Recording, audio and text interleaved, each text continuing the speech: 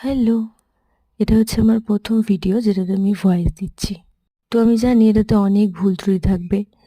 আছে, তো ভুল ত্রুটি থাকলে প্লিজ মানিয়ে নেবেন।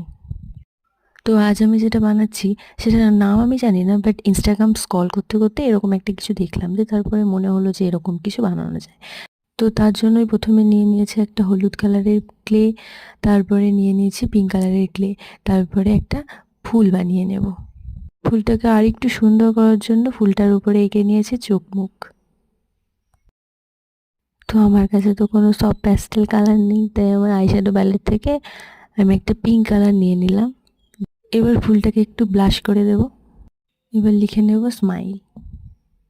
স্মাইলটা লেখার পরেও জায়গাটা কেমন একটা ফাঁকা ফাঁকা লাগছিল, তার জন্য এঁকে নিয়েছি কটা স্টার। তো ব্যাস কমপ্লিট।